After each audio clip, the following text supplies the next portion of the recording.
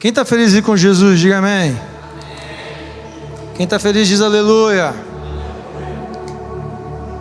Costumeiramente, nosso culto de terça-feira, gente, é um culto bem voltado para o ensino. Bem voltado para o ensino. Coloca logo aqui para a gente, por favor. E sempre o nosso pastor está aqui nos abençoando com uma palavra, ou algum convidado. A gente sempre está com alguma série diferente para poder, de forma pedagógica, estar aprendendo aquilo que o Senhor quer comunicar nesses dias conosco, como igreja. E hoje nós temos um assunto muito, muito interessante para tratar. Reforma protestante versus Halloween. Hoje é 31 de outubro. E exatamente nessa data nós temos dois tipos de comemorações, Uma chamada Halloween e a outra é a Reforma Protestante. Sinceramente, quantos aqui sabiam que de 31 era a comemoração da Reforma? Mas eu não quero nem perguntar quantos que sabiam que hoje era dia de Halloween.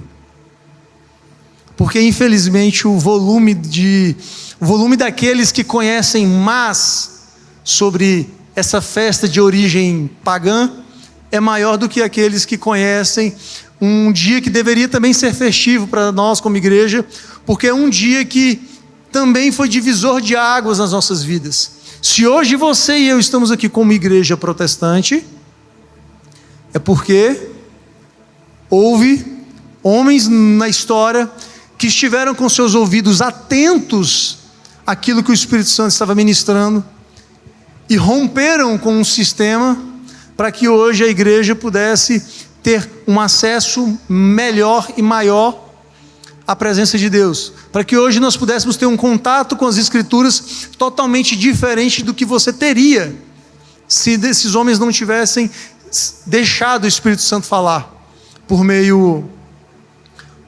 deles. Amém? Deuteronômio 18, do 9 ao 14.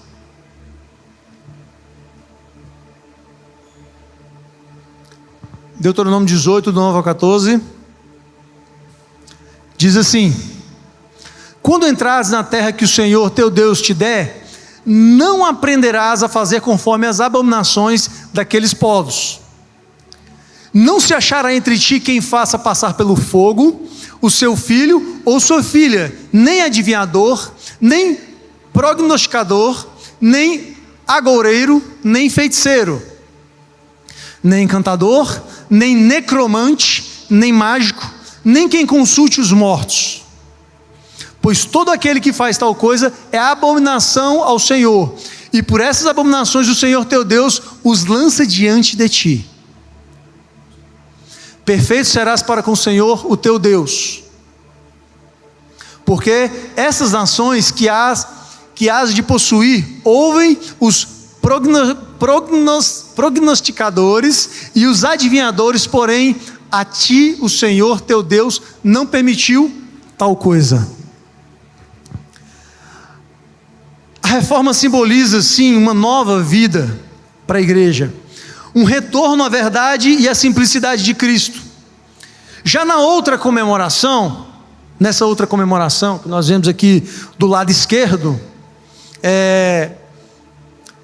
simboliza a morte. Sim, um culto de evocação aos mortos, um culto em evocação ao que é sombrio, ocultismo, um culto aos demônios. Mas espera aí, na verdade Halloween não é uma festa infantil? Não é assim que a gente aprendeu? Não é assim que vemos nos Estados Unidos as crianças indo e batendo nas portas e gritando doces ou travessuras? Eu quero conduzir você a um contexto histórico para entender qual que é a raiz dessa festa. E por que como povo de Deus precisamos estar atentos ao que os nossos filhos e filhas estão ouvindo, vendo, e que Deus nos livre de estarem participando.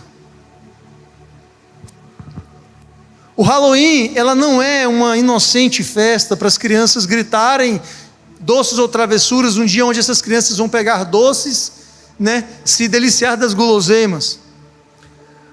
O Papa Gregório III, ele adotou o dia 1º de novembro como uma data de comemoração a todos os santos, né, como o dia de todos os santos. Em seguida, o dia 31, ele foi separado como um dia que iria anteceder a festa dos santos. Dia 31 seria um dia que antecederia a festa dos santos.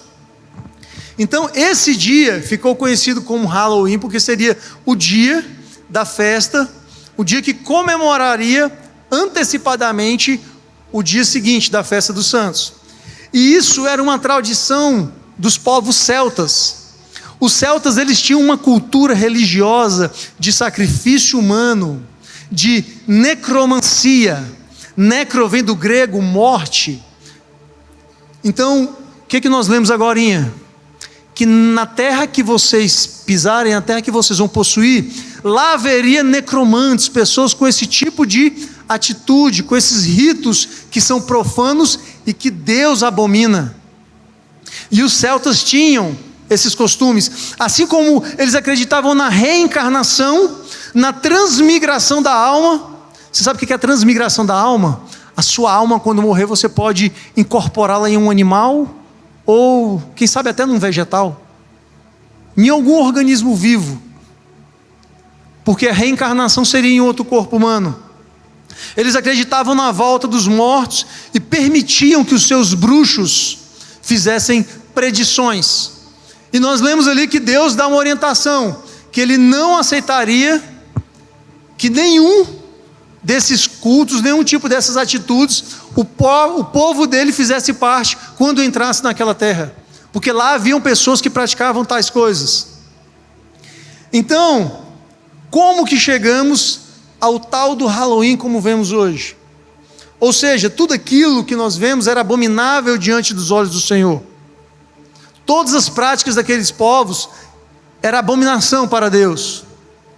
Olha para o seu irmão e diga assim: meu irmão, não durma, porque já assim a coisa melhora.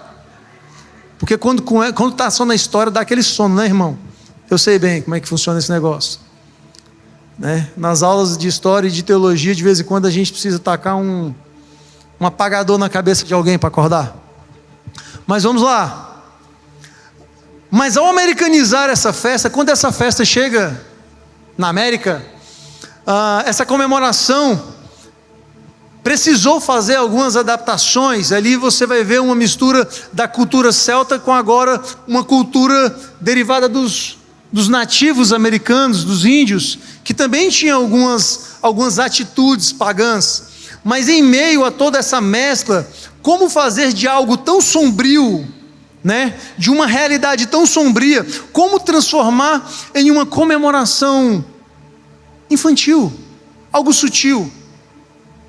Eu quero que a gente entenda uma coisa: o diabo, ele nunca se aparece naquela forma com que nos apresentaram os crentes do passado, aqueles que estão um pouquinho de mais tempo na terra.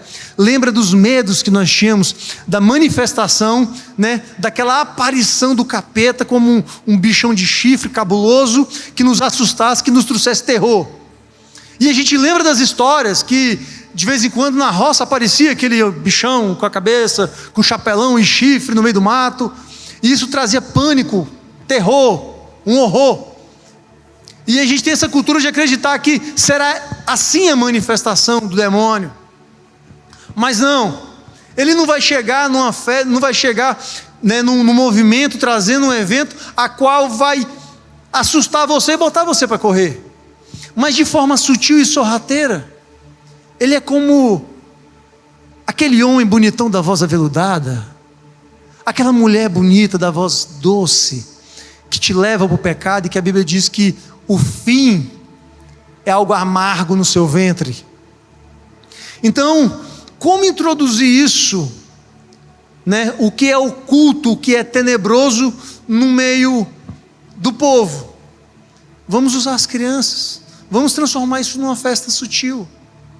Eu quero te trazer esse panorama do que é o Halloween, porque a igreja precisa ter consciência de onde nós não devemos pisar, do que está acontecendo por esses dias, da obra diabólica que anda, porque a Bíblia diz que os anjos do Senhor estão ao nosso redor, mas ao derredor, quem está?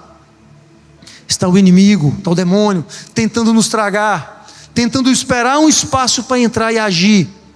E talvez não, e com certeza nessas pequenas brechas é que ele entra. Se perguntar para alguns cristãos de hoje sobre qual é a data do dia 31 de novembro, muitos irão dizer que sabe, é dia de Halloween, mas poucos terão na ponta da língua para falar assim: hoje é o dia da reforma protestante. Hoje é o dia que saímos das garras de um processo diabólico, aonde nós não tínhamos acesso às escrituras, um lugar onde a ministração era feita virada de costa para o povo, numa língua onde ninguém falava, e nós não tínhamos acesso a ouvir essa voz perfeita e plena do Senhor, como nós ouvimos nos dias de hoje, porque a proclamação por meio da palavra não era dada a todos, somente a um grupo seleto. Mas saiba de uma coisa, irmão, pesquisas mostram que às 3 da manhã do dia 31 é o dia que inicia o calendário do satanismo.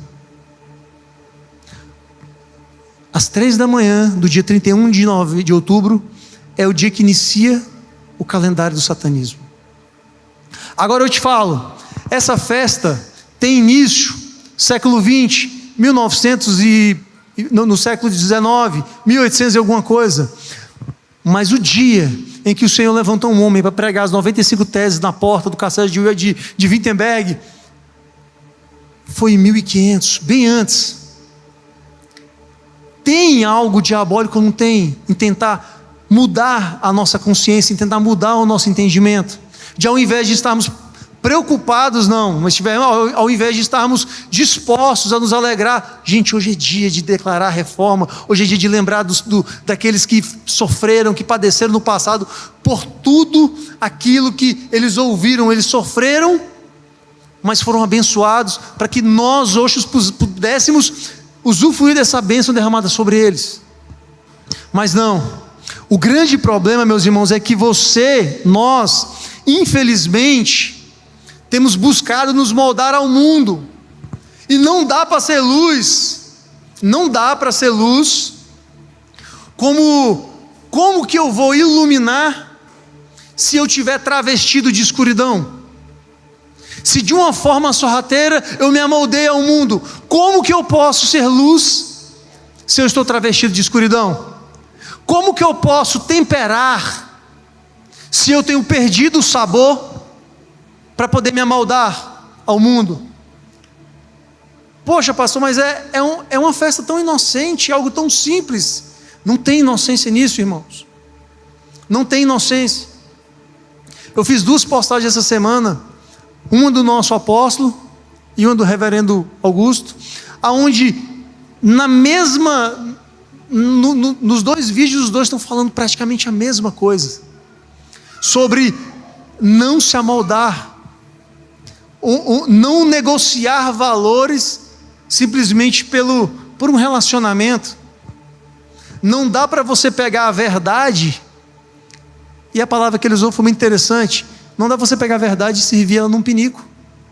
Você não vai pegar uma sopa e pegar um pinico novinho e falar assim: eu vou servir a sopa aqui, mas esse pinico é limpinho, é novinho. Não dá. Se você for na minha casa e eu te servir dessa forma, você não vai querer. Sabe por quê? Pela associação. Ao ver aquele objeto, você vai se associar ao quê? E a igreja não tem como ela se associar com algumas coisas.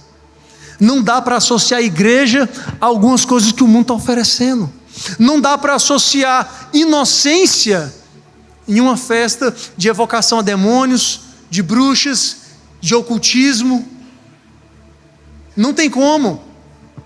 Então não tem como eu temperar se eu me tornar insípido, porque eu quero andar na moda. O Senhor está levantando, irmão, simplesmente uma geração de bereanos, O que fazemos nessa igreja é crer, é levar a palavra para uma geração de bereanos, homens e mulheres que conferem nas Escrituras tudo aquilo que estão ouvindo, homens que não aceitam nada empurrado goela abaixo, mas que conferem nas Escrituras, que sabem discernir o tempo, e que vão se especializar em manusear cada dia melhor as Escrituras. Certa vez eu conversando com o Felipe, ele falou assim: você sabe qual a diferença da manipulação? Eu falei: qual? Você pode pegar um medicamento e manipular ele, dependendo da dosagem ele vai ser o quê? Um remédio, surte efeito, sabe? Mas dependendo da forma que você manipular, que você manusear, ele se torna o quê? Um veneno, ele vai te matar. Então, tudo isso depende da forma que nós vamos manusear. Então, se você se colocar na presença do Senhor, se você abrir o seu coração, se você se dispor àquilo que você está ouvindo, você será um dosador da revelação da graça de Deus. Você não deixará que nada de fora possa entrar e contaminar aquilo que você está manuseando, porque se algo entrar e contaminar, você será cobrado por deixar o que é de fora entrar para dentro. Se você, por intenção, deixar também de fora, você será cobrado por ter deixado de fora aquilo que não deveria ter sido deixado. Amém? Você não será responsável por overdoses. Nós profetizamos isso sobre a sua vida. O Senhor vai te dar discernimento e sabedoria, onde você não vai ser responsável, Richardson, por nenhum tipo de overdose, por colocar além daquilo que está na palavra. Nós não podemos ser uma geração que mata os seus irmãos com excesso de religião e com falta de palavra, com falta de revelação, com falta de vivência e com falta de verdade. Mas nós acreditamos e profetizamos que nessa igreja, pessoas que se dispõem a vir aprender, a estudar, serão bons administradores, bons dosadores da palavra do Senhor. E contigo, meu irmão, será da seguinte forma: somente as Escrituras, é somente a Bíblia, não tem conversa. Teologicamente nós declaramos que há 5 pontos principais da reforma, que a reforma trabalhou durante 400 anos, de 1517 até o ano de 1916, se não me engano, quando realmente foi descritos 5 pontos principais, entendidos e esclarecidos na reforma, que é conhecido como os 5 solas, e dentre eles é o sola scriptura, do latim somente a Escritura. O que nos basta é somente a Bíblia, somente a palavra. Então, como bom dosador, nós não deixaremos que isso ultrapasse aonde ela deve ir. Então, meu irmão, está na hora de afastar para se achegar. Põe para mim 2 Timóteo 3, por favor, a partir do verso 1. Então, se eu não for um bom manipulador, preste atenção, vou até mudar a palavra. Se eu não for um bom dosador, porque a palavra manipulação, ela tem se tornado algo muito pejorativo no nosso meio. Mas se eu não for um bom dosador para ministrar a palavra no ponto certo, somente nas Escrituras, infelizmente, eu vou continuar vendo uma geração se amoldando, se modelando com o que está aí fora. Não há uma guerra entre você e o mundo. É isso que a gente precisa ter consciência, meu irmão. Você não tem uma guerra travada contra as pessoas da sua escola, da sua faculdade, os seus vizinhos, ou dentro da sua casa, pessoas que não acreditam que há maldade em participar de uma festinha de Halloween. Você não tem uma guerra travada contra eles, mas você tem uma verdade plantada dentro de você. Você tem uma verdade plantada, e é essa verdade que você tem que transmitir. E essa verdade só alcançará quem deve alcançar se você for um bom dosador. Timóteo diz o seguinte: sabe, porém, isso, nos últimos dias sobrevirão tempos difíceis. Por favor, pois os homens serão egoístas, avarentos, jactanciosos, arrogantes, blasfemadores, desobedientes à paz, ingratos, irreverentes, desafeiçoados, implacáveis, caluniadores, sem domínio de si, cruéis, inimigos de Deus, inimigos do bem, traidores, atrevidos, enfatuados, mais amigos dos prazeres do que amigos de Deus. Próximo. Tendo forma de piedade, negando-lhe entretanto o poder, foge também destes. Pois entre estes se encontram os que penetram sorrateiramente nas casas e conseguem cativar mulherinhas sobrecarregadas de pecados, conduzindo a várias paixões, e aprendem sempre jamais podem chegar ao conhecimento da verdade. Elas aprendem e jamais vão chegar ao conhecimento da verdade. Nós estamos vivendo dias que parece que quanto mais nós temos acesso, menos estamos tendo conhecimento da verdade. Mais estamos precisando de ouvir mais lives, mais pregações, assistir mais cultos, para chegar à verdade. Sendo que o que nos basta é a palavra. O que nos basta é a Escritura. O que nos basta é o conhecimento, é o entendimento de que toda a revelação de Deus, toda a revelação de Cristo está na mesa. Continua. Porque Janes e Jambres resistiram a Moisés também, esses resistem à verdade, são homens de todo corrompidos na mente, réprobos quanto à fé. Essa versão é bem interessante, né? Eu gosto da NVI. A senhora sofreu com ela, né, pastor, aquele dia? Não irão longe, porém, como no caso daqueles, a sua insensatez se tornará evidente a todos. Agora está na NVI. Mais um, por favor. Mas você tem seguido de perto o meu ensino, a minha conduta, o meu propósito, a minha fé, a minha paciência, o meu amor, a minha perseverança. Olha o que Paulo está falando para Timóteo. Meu irmão, segue isso, segue de perto o ensino. Olha só, segue o ensino. Igreja sem ensino morre, porque a igreja sem ensino não tem palavra. Segue a conduta daqueles que ensinam, segue a conduta dos seus pastores, segue o propósito que o Senhor plantou no coração deles, do propósito que o Senhor colocou no coração da igreja. Segue a fé, a paciência, o amor e a perseverança. As perseguições e os sofrimentos que enfrentei, coisas que me aconteceram na Antioquia, Icônio e Listra, quanto às perseguições, suportei, mas em todas essas coisas o Senhor me livrou. Se você se dedicar a aprender, se você se dedicar ao ensino, se você se dedicar a vir todas as terças-feiras e continuar aprendendo, continuar bebendo daquilo que Deus está derramando, deixa eu te contar algo muito bom. As perseguições virão, as lutas virão, a tribulação vai vir. Na terça-feira o dia vai dar todo errado. Diz amém, porque isso é promessa. Mas você vai vencer. Você vai chegar aqui, você vai aprender, você será alimentado. E você não vai precisar sair pulando de teta em teta para mamar mais um pouquinho de leite, porque o Senhor tem oferecido um alimento sólido para a sua vida. Amém?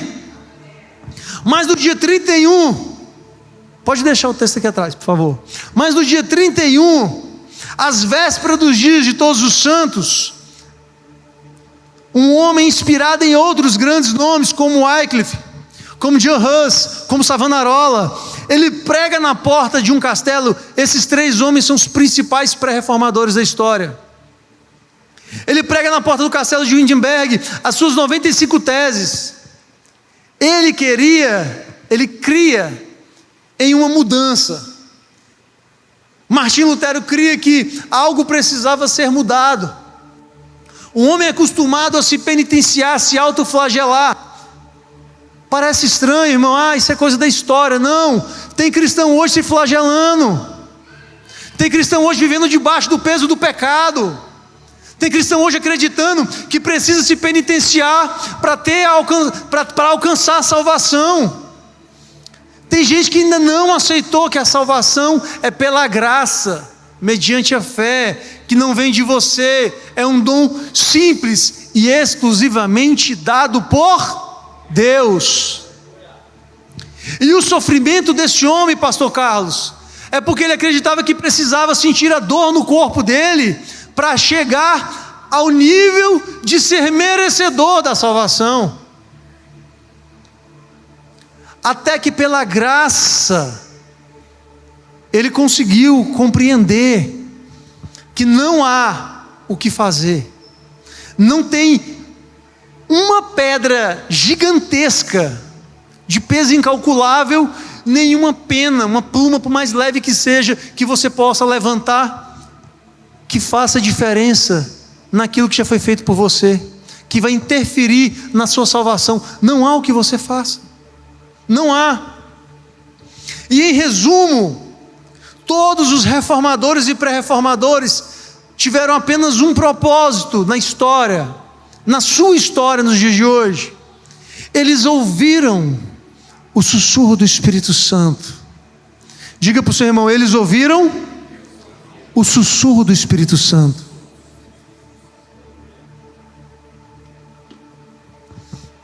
E sabe o que é muito interessante nessa história, Renato? Sabe o que me fascina? É saber que a sensibilidade desses homens, em um período de mais de 300, 400 anos, eles viam, não concordavam, sabiam que algo de errado estava acontecendo, se manifestavam, se pronunciavam contra e não tinha medo das consequências da denúncia do pecado. Eles não tinham medo da consequência da denúncia dos erros. O Wycliffe, por exemplo, ele se pronunciou e se colocou contra a venda de indulgências, sobre vender um pedaço do lote no céu, pagamento de perdão antecipado e muitas outras coisas. Para eles não fazia um pingo de lógica uma igreja, um clero viver cheio de bonança, totalmente abastecidos, carregados de ouro, de prestígio, de pratas, enquanto a figura que eles deveriam se espelhar era Cristo. Cristo era humilde, simples, foi um homem que a Bíblia diz que o filho do homem não tinha onde reclinar sua cabeça. E qual foi a resposta encontrada por todos esses homens? Se não for igual a Cristo, não vale. Se não for para ser igual a Cristo, não vale. Diz para o seu irmão: se não for para ser igual a Cristo, fala bem alto aí, se não for para ser igual a Cristo, não vale. Esses homens, aos olhos desses profetas do Senhor, eles eram presunçosos enquanto Cristo era humilde. Eles amavam a glória enquanto Cristo era um exemplo de simplicidade. A igreja, ela tinha se esquecido de um texto, e que a minha oração hoje é que a igreja atual não se esqueça desse texto, em Filipenses 2, do 3 ao 11. Filipenses 2, do 3 ao 11. Não façam nada por ambição, egoísmo ou por vaidade, mas humildemente considere os outros superiores a vocês mesmos. Cada um cuide não somente dos seus interesses, mas também dos interesses dos outros. Diga assim: dos outros. Próximo. Seja a atitude de vocês a mesma de Cristo Jesus, que o quê? Que embora sendo Deus, não considerou que a ser igual a Deus era algo que ele devia apegar-se, mas se esvaziou-se a si mesmo, vindo a ser servo, tornando-se semelhante aos homens, e sendo encontrado em forma humana, ele humilhou-se a si mesmo, e foi obediente até o quê? A morte. E morte de quê? De cruz. Por isso Deus o exaltou a mais alta posição, e lhe deu um nome que está sobre todo o nome. 10. Para que ao nome de Jesus se dobre todo o joelho, nos céus, na terra e debaixo da terra. Sabe o que é mais importante a gente entender desse texto? É que ele te apresenta a humildade de Cristo. Ele te apresenta como você seguir e servir a Cristo como Ele fez. Sendo Deus, não considerar tal posição, mas se humilhar. O problema é que às vezes o nosso coração se apega na segunda parte. Eu vou ser dessa forma para que eu um dia seja exaltado sobremaneira. E se o nosso coração não se desapegar disso, rapidamente estaremos caminhando como aquela igreja do passado caminhou, aonde não se via em nenhum dos homens a simplicidade, a humildade de Cristo. Sabe o que eu posso te falar nesse momento, meu irmão? Que Deus está levantando aqui nessa igreja, no Mevan, uma geração que vai constranger dentro dessa cidade de pessoas com humildade e simplicidade.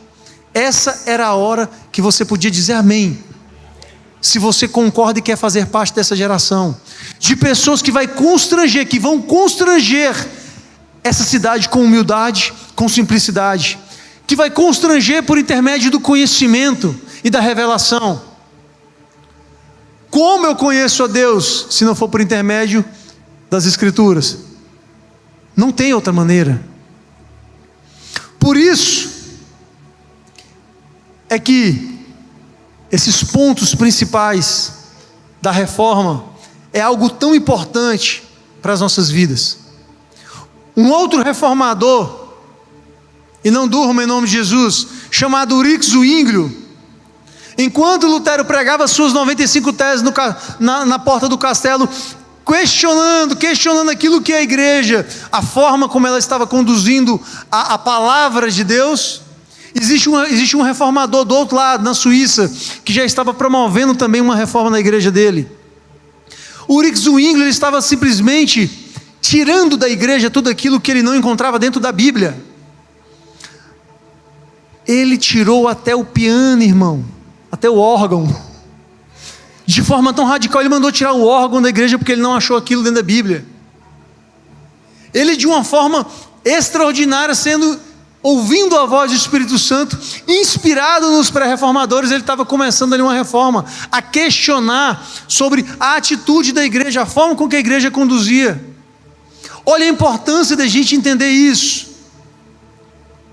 Eu não estou falando para você se tornar alguém radical, que vai pegar a Bíblia, interpretar na dose além, lembra que a gente falou? Não vai interpretar além com seus achismos, com os seus pensamentos, com aquilo que eu creio, mas você vai dosar para entender, para discernir os tempos, para ter a revelação daquilo que Deus está falando.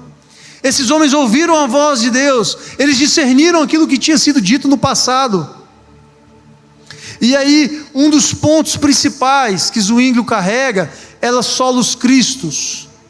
Não há salvação no Papa, não há salvação no pastor, não há salvação na igreja, não há salvação no meu vizinho, não há salvação no profeta, só há salvação em Jesus Cristo. É só nele que há salvação. E como eu conheço esse Jesus Cristo? Somente pela Escritura. É só mediante as Escrituras que eu vou conhecer a humildade desse homem, que sendo Deus, ele não tomou por usurpação querer reivindicar quem ele realmente era. Você já percebeu que quem não é, sempre parece querer ser um pouquinho mais do que é? Parece que isso é impregnado em nós, faz parte do nosso DNA, está intrínseco no nosso coração. Às vezes querer mostrar ser um pouquinho mais do que é, querer mostrar que sabe um pouquinho mais do que realmente sabe. Ainda mais hoje na geração dos PhDs em Instagram, em PhDs em Gulgada, né? Os pós-doutores em Gulgada. Se você tocar no assunto de arqueologia bíblica, o cara tem uma resposta. Por quê? Porque ele fez uma Gulgada ali rápida, e ele está pronto para falar. Ele está pronto para discernir os tempos pelo Google. Mas eu acredito que o Senhor está levantando uma igreja que ela não vai discernir os tempos pelo Google. É uma igreja que vai discernir os tempos pela leitura da palavra, pela devoção às Escrituras, pela devoção a se retirar, a vir para o bosque, a se ajoelhar, a ouvir os pássaros e ouvir a voz de Deus através do silêncio. Você podia ter dito um amém mais empolgado, se você quer ouvir a voz de Deus. Então o que eu faço para começar a discernir esse tempo? Para não ser mais enganado. deixar os pequenos, para eu deixar esses pequenos sofismas que estão entrando sorrateiramente na minha casa. Meu irmão, os pequenos sofismas, as pequenas verdades falsificadas, estão cada dia entrando mais e mais em nossos lares. Certa vez um irmão eu de criação do coração, ele falou assim: por que não vemos mais o demônio se manifestar como na nossa época, quando nossa avó, nossa mãe fazia aquele círculo de oração às 3 da tarde, numa quarta-feira? Lembra das irmãs do coque? E que no círculo de oração, elas iam entrando na porta da casa, já gritava o demônio lá dentro e pum! Ele falou assim: por que a gente não vê mais isso?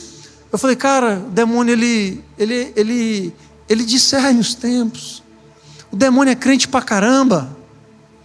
O demônio ele pega uma festa que a princípio era uma festa para os santos. O Papa teve um bom coração, ele queria fazer uma festa para os santos, depois escolheu um dia para cultuar esse dia que antecederia o dia dos santos. Mas aí o cão entra de uma forma sorrateira e transforma isso no dia de quem? No dia de quem?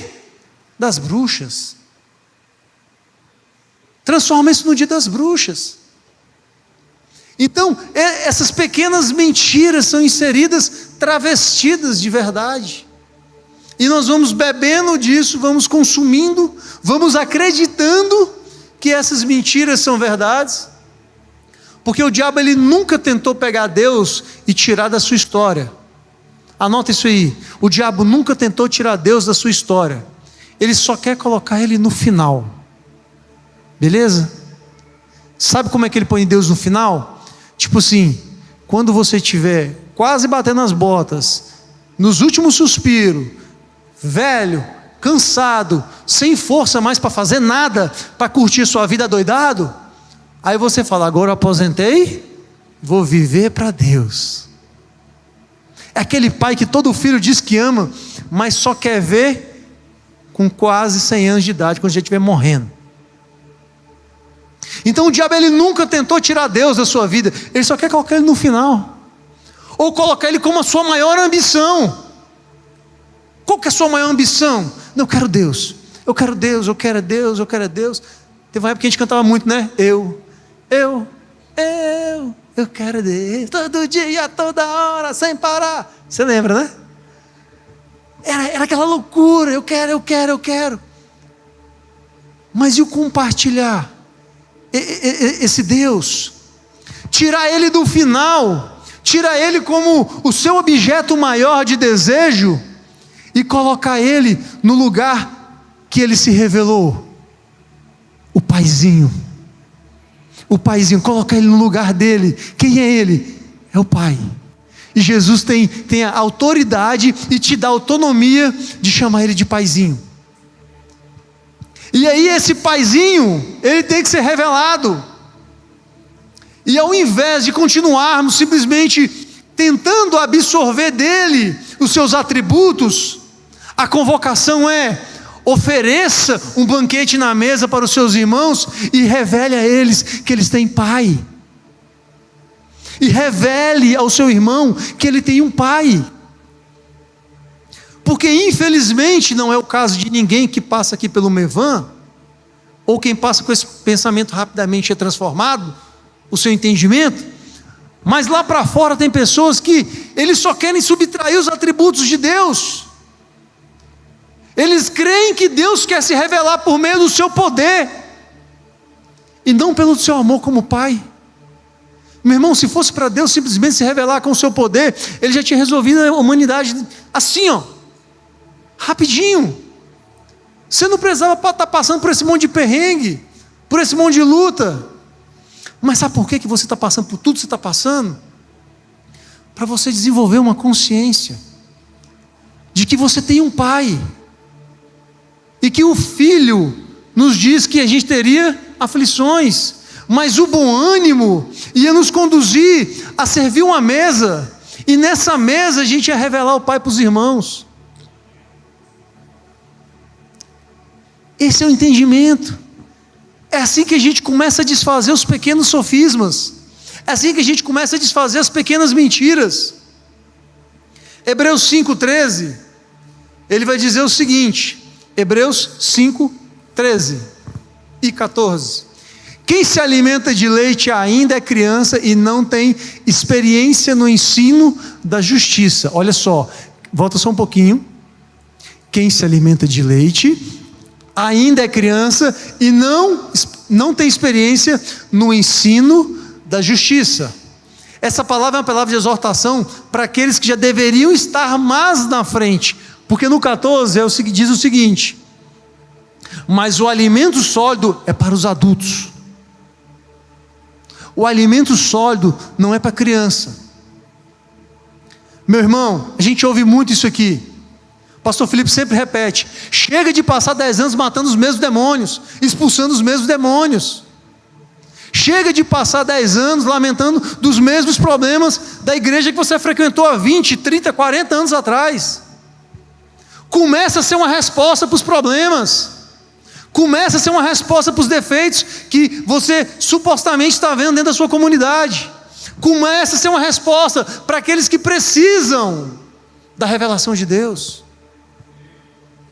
Começa a ser aquele que abriu mão do leite e come a comida sólida, os quais pelo exercício constante tornam-se aptos a discernir tanto o bem quanto. Se você ou eu ainda estamos nos deleitando nesses pequenos sofismas, nesses pequenos pecados, nessas pequenas mentiras travestidas de verdade, é porque não estamos nos exercitando constantemente. E é o exercício constante que nos torna apto a discernir o bem e o mal. Meu irmão, não dá para ser teólogo de YouTube, que assiste 2, 3 vídeos e já se formou ali naquele negócio. Não dá para ser pastor de correspondência, nem para ser presbítero, diácono, seja lá o que você busca ser na vida, por EAD. Vai lá e faz um curso. É preciso experiência, é preciso exercitar. O exercício para o corpo, ele tem seu valor pela saúde, para o bem-estar, mas exercitar sua alma, o seu espírito, isso tem um valor eterno na sua vida.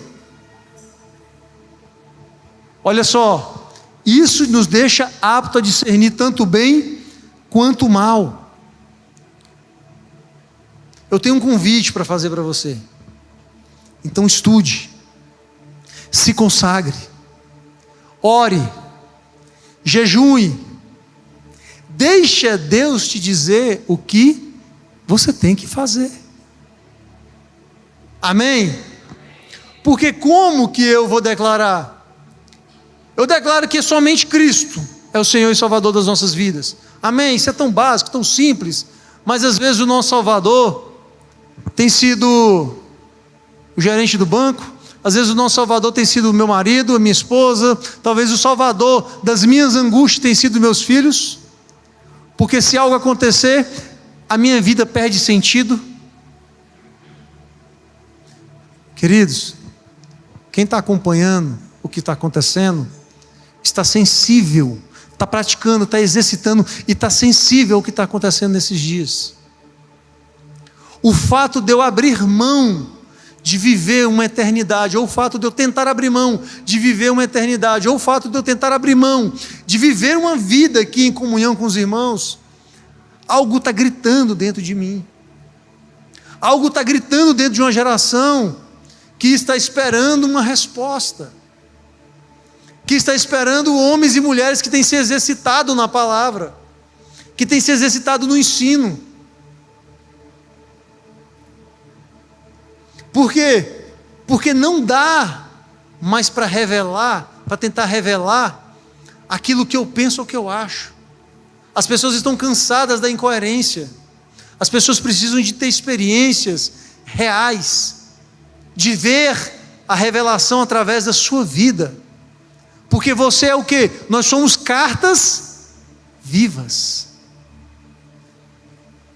Nós somos uma revelação viva. Então, o somente Cristo é crer que somente Ele salva, é crer que não há salvação fora dEle. Mas cada dia mais a gente tem sido enganado e nós temos criado salvadores. A Escritura é o meio pelo qual eu conheço a Cristo. A graça é a salvação dada por esse amor eterno, por esse amor infinito de Cristo. Somente a Deus glória. Um quarto ponto, que a reforma tanto proclamou, conclamou, declarou, expôs, que somente a Deus seja dada toda a glória. Eu me atrevo a dizer que essa geração hoje é a geração que menos dá glória a Deus. Eu me atrevo a dizer isso, que nós estamos na geração que menos dá glória a Deus. Quando eu dou glória a Deus, quer dizer, quando eu atribuo a Deus toda a glória, toda a honra. Deus precisa de glória, gente? Diga não, não precisa. Deus precisa que você o reconheça como Deus? Não. Deus precisa que você fique ajoelhado dizendo santo, santo, santo? Não. Ninguém tem a tarefa de convencer a Deus do que você acredita que Ele é, porque Deus, Ele simplesmente é. Mas quando a gente diz, quando o princípio da reforma declarava que somente Ele é a glória, é porque os homens estavam dando a glória a outros homens, os homens estavam atribuindo as maravilhas que somente Deus poderia fazer a outros homens. Então, quando você hoje atribui a solução de um problema a alguém ou a algo, você não está dando a Deus a glória. Você está dando glória a qualquer outra pessoa, menos a Deus. E somente a fé, sola fide. A fé é esse dom dado por esse Deus. A fé é esse dom dado pelo esse Deus que te ama, que cuida, que buscou se revelar por muitos e muitos tempos como um Deus de amor.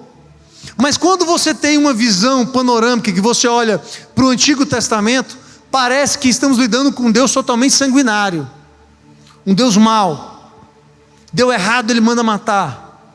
Não curtiu aquela galera, Ele mata todo mundo, mata criança, mata mulher, não sobra ninguém. Parece que a gente só olha para Deus como aquele Deus do Antigo Testamento. Deus não mudou, Deus continua sendo o mesmo. Mas a sua revelação, ela é paulatina, ela é gradativa. E por meio do Filho, Ele vem e revela o seu amor. Certo dia os discípulos olham para uma cidade que não recebeu Cristo e faz a seguinte convocação: olha o que é o coração de quem pensa que os atributos de Deus é algo que a gente pode absorver, subtrair, que os atributos de Deus, que é o poder dele, a sua onipotência, é algo que a gente pode absorver e usar contra o seu irmão. A gente está falando de uns caras que andaram com Cristo. Eles olham e falam: Senhor, o Senhor quer que a gente ore e manda tacar fogo nessa cidade que não te recebeu? O que Cristo responde para eles? O que Cristo responde? Vocês não sabem o que vocês estão falando. Vocês não sabem de que espírito sois. Vocês estão achando que eu vim matar esse povo, destruir? A palavra diz que a vontade do Senhor é que ninguém se perca. A vontade do Senhor é que ninguém se perca. A vontade dele é que a todos chegue a revelação do amor do Pai. Mas a revelação do amor do Pai, ela só chegará por meio de alguém. Que é quem? Você. Diz assim: sou eu. Vai chegar por meio de você, meu irmão. Vai chegar por meio de você. É você que vai revelar o amor do Pai para o seu irmão. É você que vai identificar pessoas correndo risco. É você que vai identificar pessoas que podem estar com intenções erradas contra a sua própria vida. É você que vai ter a sensibilidade de falar a palavra certa no momento certo para quem está precisando. É você que vai ter a sensibilidade de discernir os tempos, de ver o diabo sondando e rodeando ali alguém, tentando contra aquela pessoa. Nós precisamos estar sensíveis, e só podemos estar sensíveis se estivermos praticando a palavra. Deixa eu te explicar um negócio, que talvez ainda não entrou nas nossas mentes. Para de ouvir os ruídos. Você está ouvindo tantos ruídos nos últimos dias, que a sensibilidade está nos faltando. Quando você ouve muitos ruídos, você não tem o ouvido aguçado e sensível para ouvir a voz de Deus. Então, a gente tem que parar de ouvir os ruídos, porque eu sei, a palavra diz que apenas Ele sabe que pensamento Ele tem a vosso respeito, pensamento para fazer vocês prosperar, e não para lhes causar danos. Olha o que a Bíblia diz, irmão. Deus fala: eu sei que pensamento eu tenho a teu respeito, e o meu pensamento é para fazer você prosperar, é para fazer você ser abençoado, é para mudar essa situação que aos seus olhos está impossível. Eu não tenho para vocês vontade nenhuma de causar dano na sua vida. Então vocês clamarão a mim e virão, olha só, e virão até a mim a orar, e eu vou ouvir vocês. Isaías 59 diz que os ouvidos do Senhor não estão acravados, tampados, para que não possa ouvir, e nem os seus braços estão encolhidos para que não possa estender e salvar.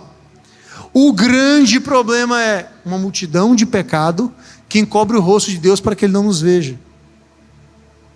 É esse o problema. E o que eu faço então com esse pecado? Eu luto. Com esse pecado eu só faço algo: eu luto.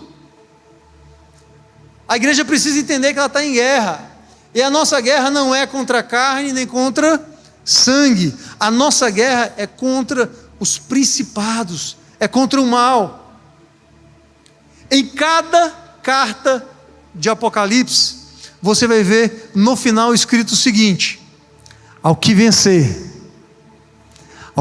eu vou te dar um nome que só você saberá. Ao que vencer, eu vou te dar o direito de estar ao meu lado. Ao que vencer. É ótimo ouvir ao que vencer. É ótimo ouvir qual que vai ser o resultado da minha vitória. Mas a vitória virá depois da guerra. Eu preciso lutar. Mas a salvação não veio de graça. Desenvolvei a vossa salvação. Eu, como salvo, desenvolvo aquele entendimento. Eu entro no processo. Eu não faço o que a gente conversou na oferta. Eu não dou simplesmente porque eu tenho. Eu não dou sem consciência alguma. Tudo que eu faço é com plena consciência. Eu não faço para receber. Eu faço porque eu já recebi. E recebi de uma forma abundante, sobremaneira, a qual não me faz falta. Então o convite para nós esses dias é: atente os seus ouvidos, exclua os ruídos, irmão, deixe os ruídos de lado, foque naquele que é o autor e consumador da nossa fé. Entenda que é bom você se exercitar no ensino, nos estudos, na palavra, em bons livros, em seminários. É muito bom você se exercitar para que você esteja apto a responder, preparado para discernir. As Escrituras te dão todo o armamento para você discernir os tempos. E uma das coisas que mais tem acontecido, manifestações que pesquisando a gente começou a descobrir, crianças tendo possessões nos últimos dias, porque nas escolas falaram que não haveria comemoração de Halloween. Crianças caindo endemoniadas. Por quê? Por que será que está acontecendo? Cadê a nossa sensibilidade para entender o que está acontecendo? O porquê que as pessoas estão cada vez mais se trancando, se excluindo, entrando, navegando, aprofundando nos estudos de ocultismo. Será que está faltando Bíblia para eles? Ou será que está faltando vida e revelação? A minha oração para você nessa noite é que cada palavra que você ouviu, ela faça sentido na sua vida. Que faça sentido para você que o Senhor não levantou homens na história para que simplesmente hoje nós possamos voltar às velhas práticas clericais de idolatria, de venda de perdão, de negociações, de relativismo, de crenças erradas.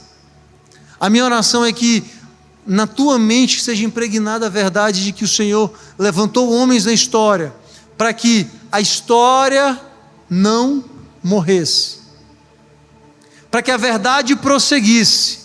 Se hoje nós somos uma igreja protestante, se nos últimos 506 anos podemos dizer que nós somos uma igreja assim reformada no sentido de que deixamos as velhas práticas e começamos a realmente revelar as Escrituras para todos os povos, línguas e nações, independente de pessoas, nós devemos a inspiração do Espírito Santo a esses santos homens, que estiveram dispostos a serem queimados por isso. Certa vez convidaram um desses homens a negar a Cristo, e ele disse o seguinte: há mais de 80 anos eu sirvo, e ele mal algum me fez. Por que eu vou negar ele agora? Pode me queimar. Se não me engano, quando queimaram John Huss, ele disse o seguinte, é atribuído a ele essa frase: hoje vocês estão queimando um ganso, mas vai surgir um cisne, um belo cisne, que vocês não conseguirão cozinhá-lo e nem assá-lo. A história diz que ele estava se referindo profeticamente já a quem um dia nasceria, que seria Martinho Lutero. E vocês não conseguiriam matá-lo. E o que aconteceu? Hoje a história é lembrada pelo esse processo de um homem que conseguiu enfrentar a igreja, romper com um sistema diabólico e maligno, para que hoje a igreja pudesse ter a liberdade de ter uma Bíblia na mão, em todos os idiomas, não apenas em latim, na língua dos clérigos, não apenas em latim, na língua que apenas o Papa, os padres, os sacerdotes podiam ler, mas no seu idioma, para que você pudesse ler, apesar de hoje esquecida, mas isso foi nos oferecido por meio desses homens. Que o Senhor te dê sensibilidade de saber que a data de comemoração não é o dia das bruxas,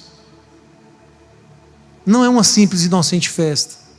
O diabo está fazendo a festa junto com muitos, e o convite para a igreja é: se levante agora e ore, e repreenda, e quebre, e declare, e profetize em alto e bom som, porque tudo que ligarmos na terra será ligado nos céus. É o convite que eu faço para você nessa noite. Vamos nos colocar de pé neste momento, e eu quero convidar você a orar, eu quero convidar você a declarar, eu quero te convidar a profetizar. A palavra diz que nos últimos dias nós profetizaríamos, nós teríamos sonhos, e o Senhor está querendo despertar os dons no meio da igreja, no meio da comunidade dele. Que você ore, que você profetize, que você seja revestido nessa noite de autoridade para repreender toda obra do mal que tem tentado contra a vida daqueles que o Senhor quer salvar. Amém? Então eu quero te convidar nessa noite, ore ao Senhor, agradeça a Ele pela revelação da palavra dEle, agradeça a Ele pela salvação, mas declare, seja sincero neste momento, abra seu coração e fala: Senhor, eu não quero ser grato, porque a salvação ela não pode ter um fim somente em mim. Eu quero profetizar, eu quero declarar, Senhor, que aquilo que me foi dado, eu quero compartilhar com todos. Pai, nesse momento nós louvamos o Senhor, exaltamos e bendizemos o Senhor na beleza da Tua santidade, Pai. Deus, nós queremos profetizar que nenhum mal nos sucederá, que nem praga alguma chegará à nossa tenda, que todos aqueles, ó Deus, que estão ao nosso redor, que os nossos familiares, que os nossos filhos, que os nossos parentes, que toda a parentela que nos rodeia, nós repreendemos toda a obra do mal contra eles, todo espírito maligno, toda voz de acusação, tudo aquilo que tem tentado impedir os meus irmãos de encontrar com o Senhor, nós repreendemos agora em nome de Jesus Cristo. Nós declaramos que o Senhor há de fazer uma grande obra no meio da tua igreja. Nós declaramos que os nossos ouvidos estarão sensíveis, Pai, sensíveis para ouvir a tua voz. Nós profetizamos, ó Pai, que como igreja não aceitaremos mais, ó Deus, nenhum dos nossos irmãos atentar contra a própria vida. Estaremos sensíveis, ó Pai, para cuidar dos teus filhos. Estaremos sensíveis, ó Pai, para orar por eles. Estaremos sensíveis para chorar com eles. Estaremos sensíveis para interceder por eles. Estaremos sensíveis, ó Pai, para repreender toda e qualquer malignidade contra o teu povo. Estaremos sensíveis para revelar o teu Espírito Santo, para revelar a graça do Senhor, para revelar a salvação, para revelar a paternidade, para revelar a Ele que eles não estão só, que eles não estão no escuro, que eles não estão num quarto sem saída. Nós estaremos sensíveis, Senhor, para ouvir a tua voz, para ouvir o gemido do meu irmão. Nós estaremos sensíveis para ouvir o gemido dessa geração. E nós seremos, ó Pai, pelo poder que há no nome do teu Filho, pelo poder que há no sangue derramado na cruz do Calvário, nós seremos resposta de orações. Nós seremos, ó Deus, o conforto, o descanso para o cansado, em nome do teu Filho Jesus. Se você crê, eu quero te convidar a levantar as mãos aos céus e dê uma salva de palmas bem forte a Ele. Diga a Ele agora. Vamos encerrar cantando que a glória é Ele, a glória é dele, só é Deus, glória, somente a Deus toda a glória, somente a honra e glória ao Senhor Jesus Cristo, somente a Ele toda a honra e toda a glória, para sempre, amém.